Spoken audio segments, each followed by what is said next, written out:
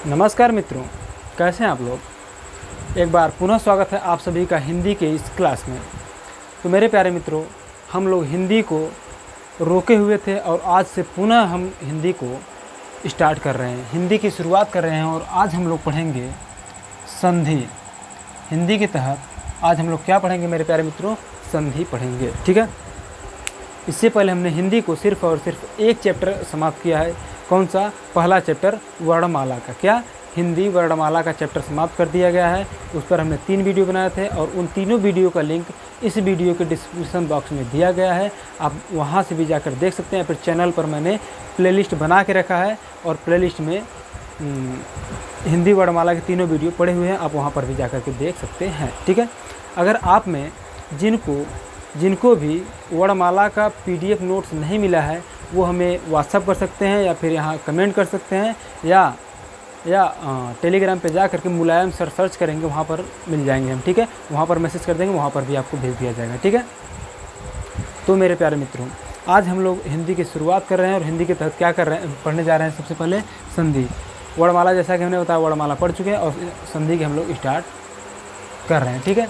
तो मेरे प्यारे मित्रों, सबसे पहले समझते हैं संधि का मतलब क्या होता है। संधि का सीधा मतलब होता है मेरे प्यारे मित्रों, जोड़। संधि का मतलब क्या होता है? जोड़ होता है, या फिर आप कह सकते हैं योग होता है, या कह सकते हैं मेल होता है। इसको मेल मतलब मिलन, ठीक है। मेल मतलब मिलन, ठीक है। ये संधि का शाब्दिक अर्थ है, या फिर कह सकते हैं जो संधि होता है, संधि का अर्थ होता है जोड़ या योग या मेल या मिलन, ठीक है। अगर हम इसकी परिभाषा की बात करें कि संधि किसे कहते हैं, तो परिभाषा लिखिएगा आप लोग इस प्रकार से लिखिएगा कि आगे बढ़ने से पहले यदि आप इस चैनल पर नए हैं तो चैनल को सब्सक्राइब कीजिएगा, वीडियो को लाइक कीजिएगा और अपने दोस्तों के साथ भी शेयर कीजिएगा, ठीक है, जो पढ़ने वाले छात्र हैं। ओके, चलिए परिभाषा की तरफ बढ़ते हैं। परिभाषा है इसकी कि दो शब्दों के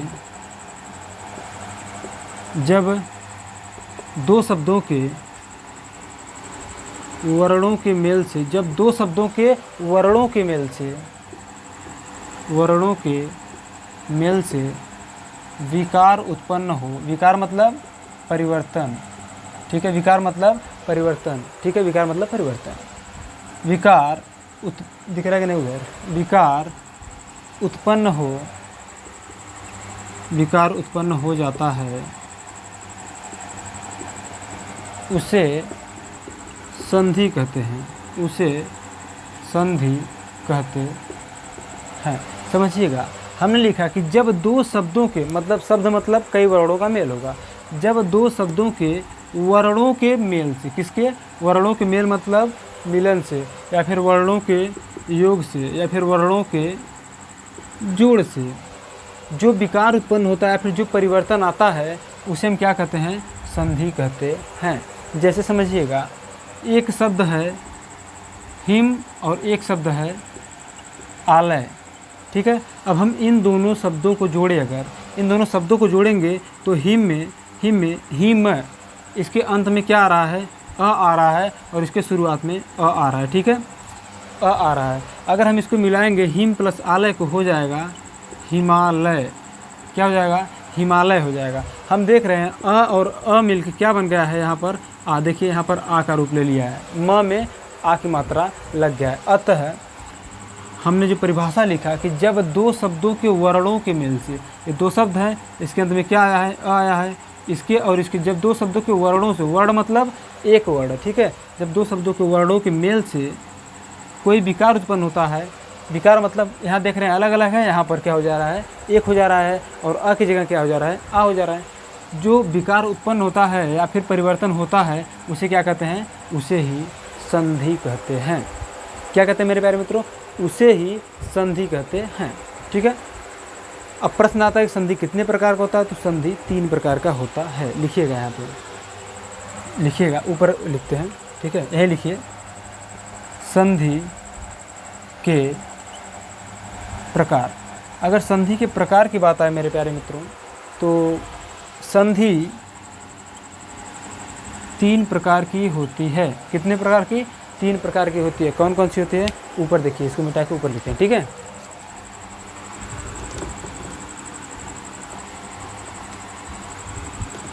संधि कितने प्रकार की होती है? हमने बताया संधि जो है तीन प्रकार की होती है। कौन कौन सी? देखिएगा, स्वर संधि,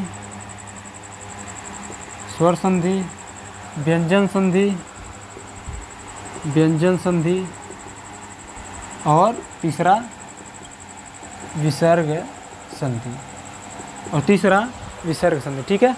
हमने बताया कि संधि तीन प्रकार की होती है, स्वर संधि, व्यंजन संधि और विसर्ग संधि।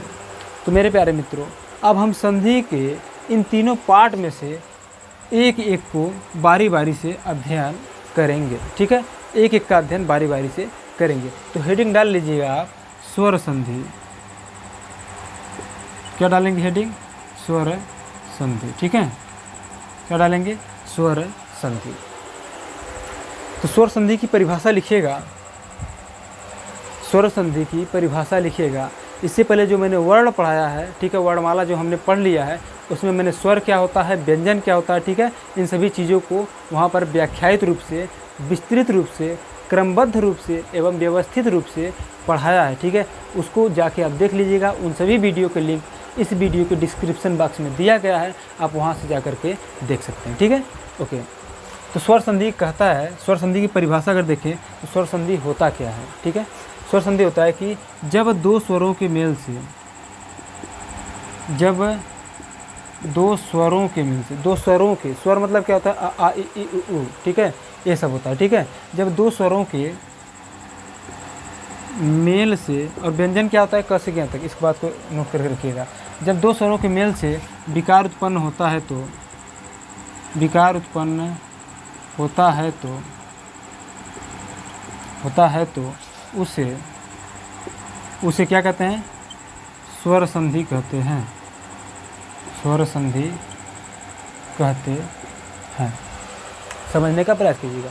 हमने कहा कि जब दो स्वरों के मेल से विकार मतलब परिवर्तन, ठीक है, परिवर्तन हो जाता है तो उसे क्या कहते हैं? स्वर संधि। ध्यान दीजिएगा, स्वरों के मेल से कह रहा है, शब्दों पर अच्छे से ध्यान दीजिएगा, ठीक है, स्वरों से कह रहा है, तो उसे क्या कहते हैं? स्वर संधि। तो मेरे प्यारे मित्रों, हमने बताया कि स्वर जो होता है अ से लेके अह तक होता है, ठीक है। अ आ इ ई उ ए ऐ ओ देखिएगा, यहाँ लिख लीजिएगा, एक बार देख लीजिएगा। अ आ इ ई उ री ए ऐ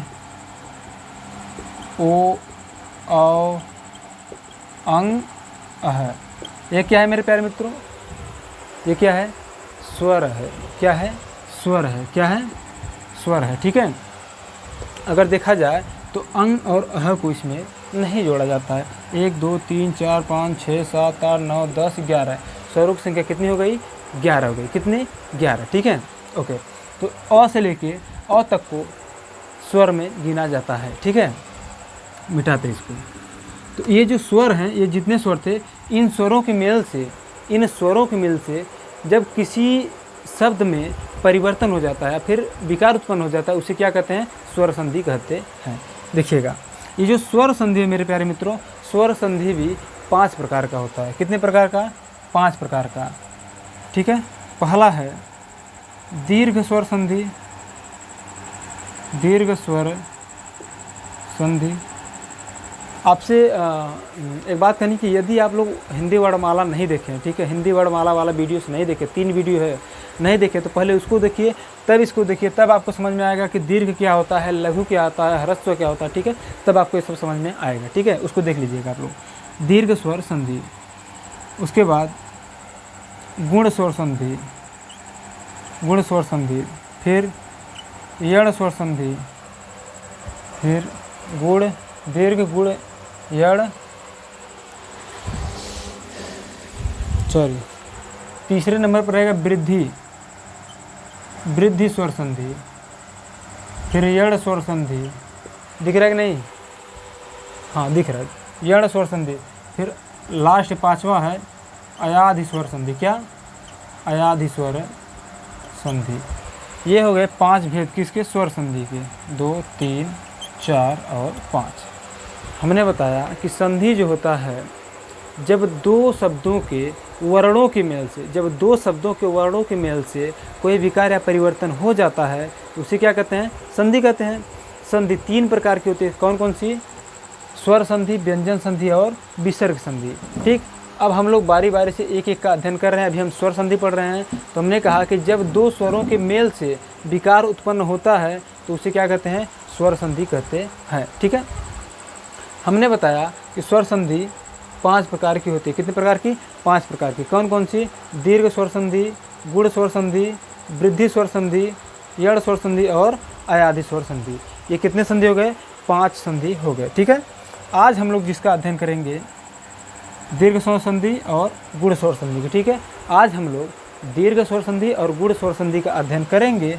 कल वाले वीडियो में वृद्धि स्वर संधि, यड़ स्वर संधि और अयाधि स्वर संधि को पढ़ेंगे कल वाले वीडियो में। ठीक है, आज अध्ययन करेंगे हम लोग दीर्घ स्वर संधि और गुण स्वर संधि। ठीक है, तो हेडिंग डाल लीजिए दीर्घ स्वर संधि।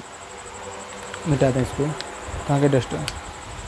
हेडिंग डाल लीजिए आप लोग दीर्घ स्वर संधि। क्या इतनी बातें आप लोगों को समझ में आई या फिर एक बार फिर से रिपीट करते सुनिएगा। संधि 3 प्रकार की होती है, स्वर संधि, व्यंजन संधि और विसर्ग संधि। ठीक, उसके बाद हम लोग एक एक का अध्ययन करेंगे स्वर संधि का। तो स्वर संधि को बताया जब स्वरों के मेल से विकार या परिवर्तन होता है तो उसे स्वर संधि कहते हैं। स्वर संधि 5 प्रकार का होता है, दीर्घ स्वर संधि, गुण स्वर संधि, वृद्धि स्वर संधि, यड़ स्वर संधि और अयाधि स्वर संधि। ठीक है, ये हो गए 5। अब हेडिंग डाल लीजिए आप लोग दीर्घ स्वर संधि। आज हम लोग यही पढ़ेंगे, दीर्घ और गुण को। ठीक है, मिटा रहे हैं।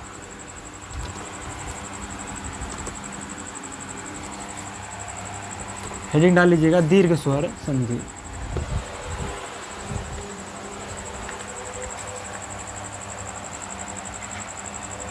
लिखिएगा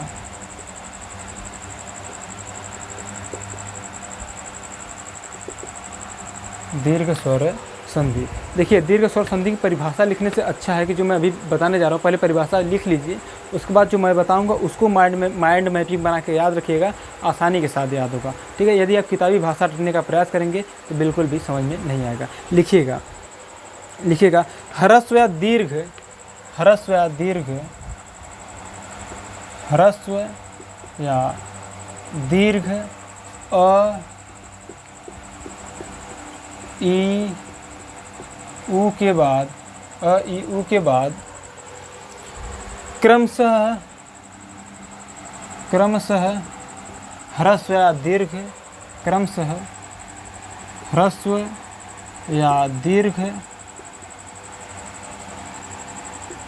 आ ई ऊ आता है तो क्या कहलाता है? दीर्घ स्वर संधि कहलाता है। तो दीर्घ स्वर संधि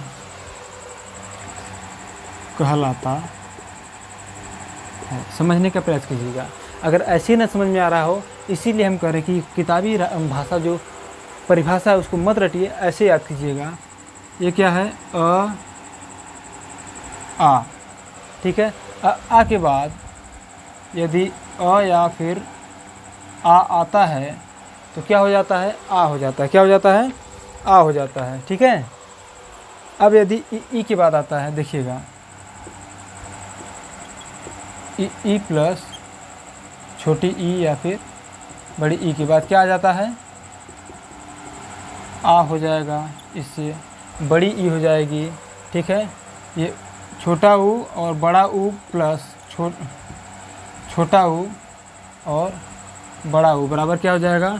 बड़ा ऊ। ठीक है, समझने का प्रयास कीजिएगा जो मैं समझाने का प्रयास कर रहा हूँ। ठीक है, देखिएगा हमने कहा कि जो दीर्घ स्वर संधि होती है उसकी परिभाषा क्या है कि ह्रस्व या दीर्घ, ह्रस्व मतलब छोटा, दीर्घ मतलब बड़ा। ह्रस्व या दीर्घ यानी कि अ आ ई ऊ के बाद क्रमशः ह्रस्व या दीर्घ, क्रमशः मतलब वही फिर आ जाए। क्या? जैसे आ के बाद क्या आ जाए? आ जाए। ठीक है, ई के बाद क्या आ जाएगा? ई आ जाए। ऊ के बाद क्या आ जाए? ऊ आ जाए। तो क्या होगा? यदि आ आता है तो बड़ा आ हो जाएगा, यदि ई आता है तो बड़ी ई हो जाएगी, यदि ऊ आता है तो बड़ा ऊ हो जाएगा, दोनों के मेल से। ठीक है, समझने का प्रयास कीजिएगा और इन पर हम उदाहरण के साथ समझते हैं तो ज़्यादा बेटर रहेगा और ज़्यादा अच्छी तरह से हमें समझ में भी आएगा। ठीक है, तो एक एक उदाहरण के माध्यम से हम लोग यहाँ पर समझते हैं। ठीक, ऊपर वाला परिभाषा को हम लोग मिटाते हैं।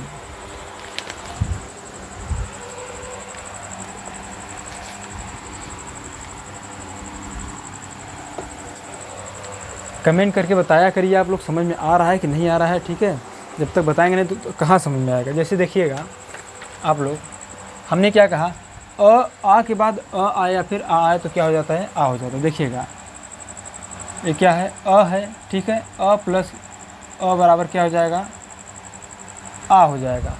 मतलब समझिएगा, प्लस लिया, पहले मैंने इसको लिया फिर इसको लिया तो बराबर क्या हो जाएगा, आ हो जाएगा। ठीक है, अब मैंने प्लस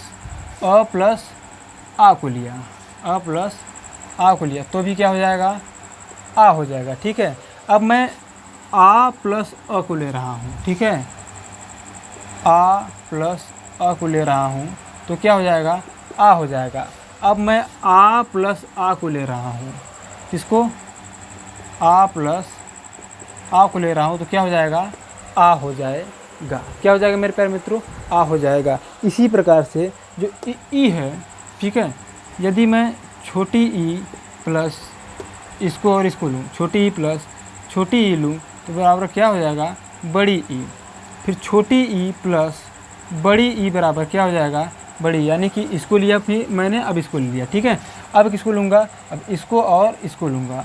यानी कि बड़ी ई प्लस छोटी ई बराबर बड़ी ई, फिर बड़ी ई प्लस बड़ी ई बराबर बड़ी। मतलब एक बार इसको और इसको लिया, फिर एक बार इसको और इसको लिया, फिर एक बार इसको और इसको लिया, फिर एक बार इसको और इसको लिया। ठीक है, ये कॉम्बिनेशन बन रहा है। देखिएगा सवाल, जैसे देखिएगा इसका क्या हो जाएगा, उदाहरण कैसे बन के आता है। देखिएगा जैसे हो गया दिव्य, दिव्य प्लस अस्त्र, दिव्य प्लस अस्त्र है। ठीक है, समझने का प्रयास कीजिएगा, क्या है, दिव्य प्लस अस्त्र। तो दिव्य जब करेंगे तो यह आधा करेंगे, जब इसको यह आधा करेंगे तो इसमें अ छिपा रहता है। क्या, अ छिपा रहता है। अब अगर आपको समझना है कि अ कैसे आया, जाइएगा आप हिंदी वर्णमाला देखिएगा, वहाँ पर मैंने बताया कि विस्तृत लेवल से बताया गया है।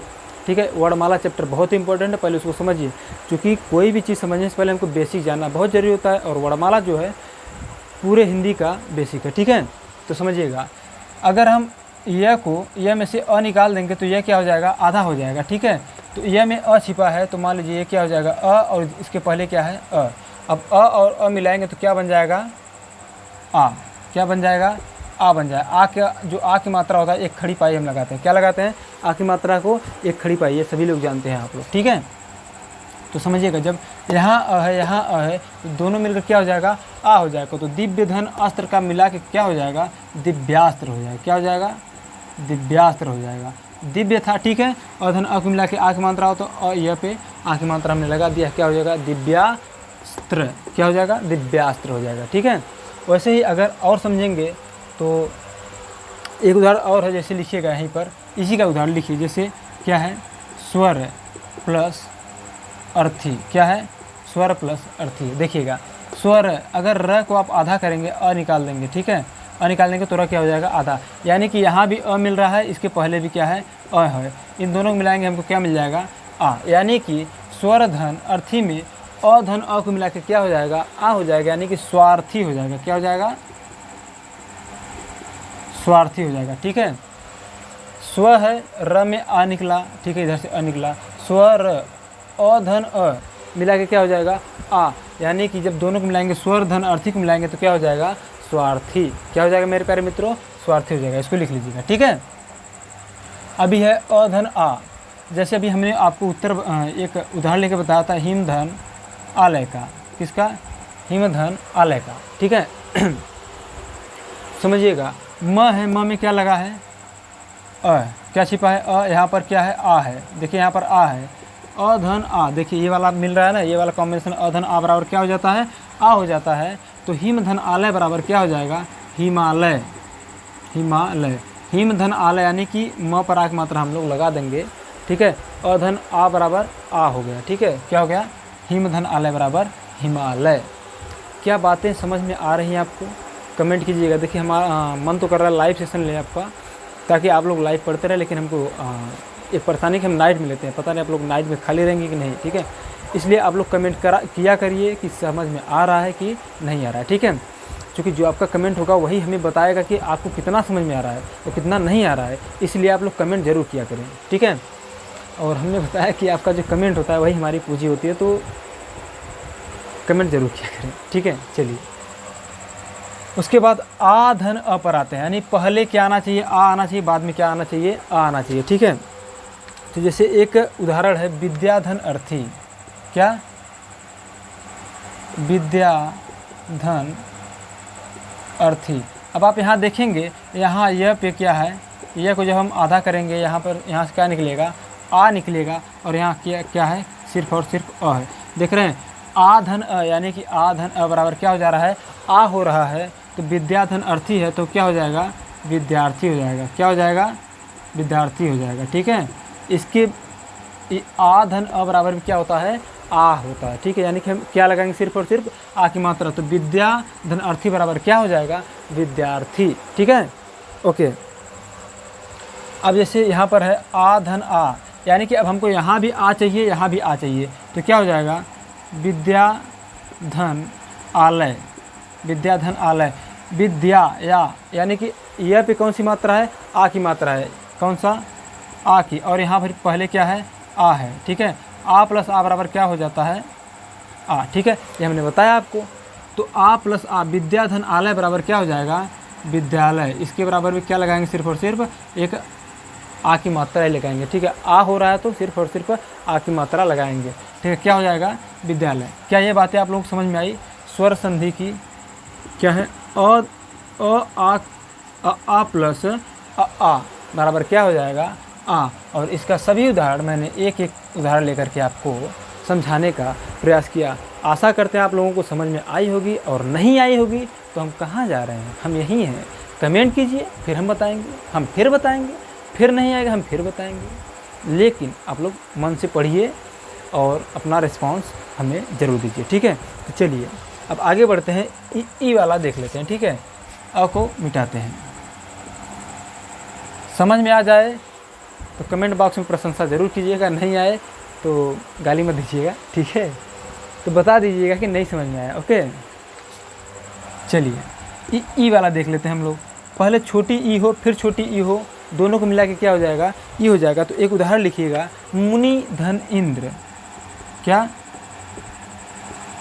मुनि धन इंद्र। अगर आप लोगों को यह लग रहा होगा कि सर सिर्फ एक एक उदाहरण बता रहे हैं, तो जो मैं नोट्स दूंगा, नोट्स में बहुत सारे उदाहरण रहेंगे, पीछे बहुत सारे और सारे उदाहरण रहेंगे, जहां पर आप कम से कम एक एक के 10 से 20 आपको उदाहरण मिल जाएंगे, ठीक है। तो मैं आपको दे दूंगा, नोट्स जब दूंगा तो आपको नोट्स के साथ मिल जाएगा। यहाँ पर समझाने के लिए एक दो सिर्फ उदाहरण मुझे लेना पड़ रहा है, ताकि बस आपको समझ में आ जाए, ठीक है, ओके। बाकी आप लोग तो महान है, ये हैं, समझदार हैं, आप लोग आसानी के साथ कर लेंगे, ठीक है, ओके। मुनि धन इंद्र, आप देख रहे हैं यहाँ पर छोटी ई है, ठीक है। अगर इधर से ई होता तो बड़ी ई हो जाता, लेकिन हम देख रहे हैं बाएं से ई है, तो यह क्या हो जाएगा, छोटी ई, मतलब यहाँ पर ये वाली ई है, ठीक है, और यहाँ पर छोटी ई है, ये है। अब इन दोनों को मिला कर क्या हो जाएगा, बड़ी ई, क्या हो जाएगा, बड़ी ई। तो क्या हो जाएगा, मुनि धन इंद्र है तो मुनीन्द्र हो जाएगा, क्या हो जाएगा, इस पर बड़ी ई लगा देंगे, मुनीन्द्र हो जाएगा, ठीक है, क्या हो जाएगा, मुनीन्द्र हो जाएगा, ओके ओके, क्या हो जाएगा, मुनीन्द्र हो जाएगा, ठीक है। अब यहीं पर बात करते हैं, यहाँ पर छोटी ई होना चाहिए पहले, फिर क्या होना चाहिए, बड़ी ई, यह भी हो सकती है, ठीक है। देखिएगा क्या है, कपि, कपि ले लीजिए प्लस ईस, देखिएगा कपि मतलब यहाँ पर छोटी ई है, यहाँ पर क्या है, देख रहे हैं साफ साफ बड़ी ई। छोटी ई और बड़ी ई को मिलाकर क्या होता है, बड़ी ई, ठीक है। इसलिए कपि धन ईस बराबर क्या हो जाएगा, कपीस, क्या हो जाएगा, कपीस। क पे बड़ी ई की मात्रा लगाया जाएगा, ठीक है। तो समझ में आ रहा हो तो कमेंट करके बताइएगा, नहीं समझ में आ रहा तो ये बताइएगा, ठीक है। अब बड़ी ई प्लस छोटी ई बराबर क्या हो जाएगा, बड़ी ई हो जाएगा। देखिएगा इसका भी एक उदाहरण लिखिएगा, क्या है, बड़ी ई तथा छोटी ई, ठीक है, बड़ी ई तथा छोटी ई लिखिएगा। माही या फिर मही धन इंद्र, क्या मही धन इंद्र, मही, यहाँ देख रहे हैं यहाँ पर दाहिने साइड से मात्रा को लगाया गया है, अतः यहाँ पर क्या है, बड़ी ई का मात्रा प्रयोग किया गया है और यहाँ पर छोटी ई है। हम देख रहे हैं बड़ी ई और छोटी ई बराबर मिलकर क्या हो रहा है, बड़ी ई हो जा रहा है। तो मही धन इंद्र बराबर क्या हो जाएगा, महींद्र, क्या हो जाएगा, महींद्र। ये वाला ई और ये वाला ई मिलके क्या हो गया, बड़ी हो गया, इसलिए यहाँ से ई हट जाएगा। ठीक है, यहाँ से ई हट जाएगा, समझने का प्रयास कीजिएगा। जैसे यहाँ पर दिव्य धन अस्त्र था तो ऐसे समझिएगा। अगर आप लोग जिन्होंने हिंदी वर्णमाला नहीं पढ़ा है, इसीलिए मैं देखिए बार बार जोड़ दे रहा हूँ, वहाँ पर मैंने अलग अलग बताया। ठीक है, जैसे दिव्य धन अस्त्र है, दिव्य अगर आप अलग करेंगे तो क्या हो जाएगा, द धन छोटी ई, क्योंकि इधर था, फिर आधा ब था ना, आधा बा को लिखने के लिए हम नीचे हलंत लगा देते हैं। ठीक है, यह है प्लस यह आधा हो जाएगा, इसमें से क्या निकल रहा था, अ निकल रहा था। ठीक है, अ निकल रहा था। फिर अस्त्र था, अस्त्र था तो अ स, आधा स था तो स पर हलंत लगा देंगे। त्र था तो त्र का मतलब क्या होता है, त्रिशूल त्र, और त्र तक छोड़िए। ठीक है, त्र मान लीजिए इधर है, त्र लिख दिया, डायरेक्ट त्र लिखिए। ठीक, यहाँ पर समझिएगा। दिव्य, यहाँ पर अ और अ मिलके क्या हो जा रहा है, आ हो जा रहा है। तो दिव्यास्त्र, आ का मतलब यहाँ पर सिर्फ और सिर्फ हम आ का मात्रा लगाएंगे, तो ये जो आ का मात्रा होगा यहाँ यह पर लग जाएगा, तो क्या हो गया, दिव्यास, आधा सत्र ये है, क्या हो जाएगा, दिव्यास्त्र हो जाएगा। ठीक है, उसी प्रकार से यहाँ का है माही धन इंद्र है। हम इसको इतना तोड़ के बताने का मतलब यह है कि हमें कहीं ना कहीं ऐसा लगा कि आप में से कुछ लोगों को नहीं समझ में आ रहा है कि कैसे सर जोड़ दे रहे हैं इसमें। ठीक है, समझिएगा। जैसे मही धन इंद्र है, क्या है, म है ना, म प्लस अ हो जाएगा। ठीक है, ध्यान रखिएगा, म प्लस अ हो जाएगा। यहाँ पर द है तो द प्लस अ होगा। ठीक है, द से होगा प्लस अ होगा, तब जाके ई होगा। ठीक है, देखिएगा, महेंद्र है तो महिंद्र, ह पे कौन सी मात्रा है, सॉरी यहाँ पर अ कैसे होगा, यहाँ पर ई की मात्रा तो सिर्फ और सिर्फ द ही रहेगा। ठीक है, चूँकि यहाँ पर ई की मात्रा है। क्या है, मही है, हाँ मही, ह के बाद बड़ी ई की मात्रा है तो बड़ी ई हो जाएगा, क्या हो गया, बड़ी ई। प्लस इंद्र है, ई प्लस आधा ना है तो न पे हलंत लगा देंगे, द्र को द्र ही लिख सकते हैं या फिर अलग भी कर सकते हैं। समझिएगा, म ही, यहाँ पर बड़ी ई और छोटी ई को मिला के क्या हो जा रहा है, बड़ी ई और बड़ी ई की मात्रा ऐसे लगता है, तो म ह पे बड़ी की मात्रा ऐसे लग जाएगा, और फिर आधा न द्र ही है तो क्या हो जाएगा, महींद्र हो जाएगा। क्या हो जाएगा, महींद्र हो जाएगा। ठीक है, ठीक है, ओके, इतना समझ में आया। अब बड़ी ई और छोटी ई दोनों को मिला के क्या होना चाहिए, बड़ी ई होना चाहिए। ठीक है, देखिएगा, मही, यहाँ पर बड़ी ई है, प्लस ईश ले लीजिए, प्लस ईश ले लीजिए, क्या हो जाएगा, महीस हो जाएगा। क्या हो जाएगा, महीस हो जाएगा। ठीक है, क्या इतनी बातें आप लोगों को समझ में आई। अब अभी बचा है छोटा ऊ बड़ा ऊ प्लस छोटा ऊ बड़ा ऊ बराबर बड़ा ऊ वाला। ठीक है, तो इसको भी यहीं पर हम लोग देख लेते हैं। चलिए, इधर लिख लीजिएगा, इसका उदाहरण इधर लिख लीजिएगा। यानी कि छोटा ऊ प्लस, दिख रहा है कहाँ तक दिखेगा, हाँ देख रहे हैं, छोटा ऊ प्लस छोटा ऊ बराबर बड़ा ऊ। ठीक है, छोटा ऊ प्लस छोटा ऊ बराबर बड़ा ऊ नहीं दिखेगा, इसको मिटाते हैं। ठीक है, उधर नहीं दिखेगा।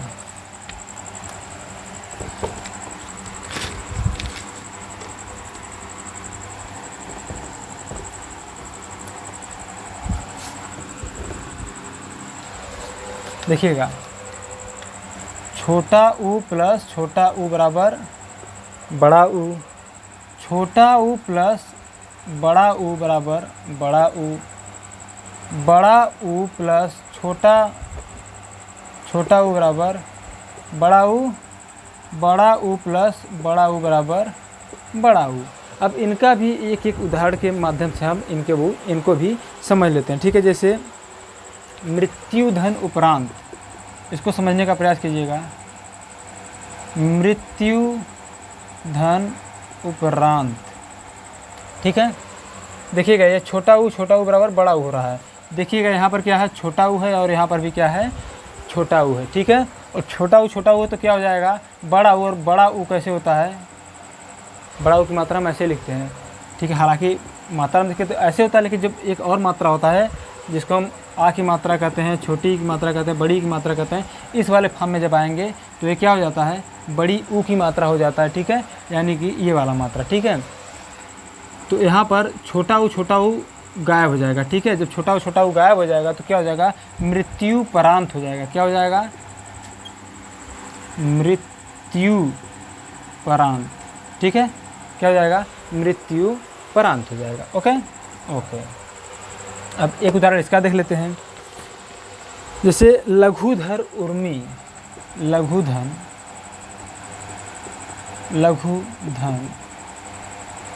उर्मी है, ठीक है।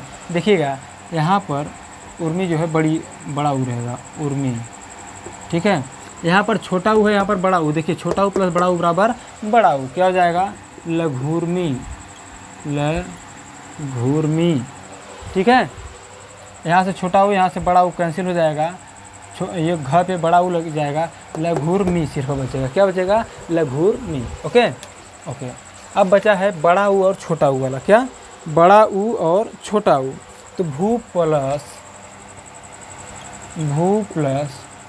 ऊपरी, भू प्लस ऊपरी है, तो यहाँ से जब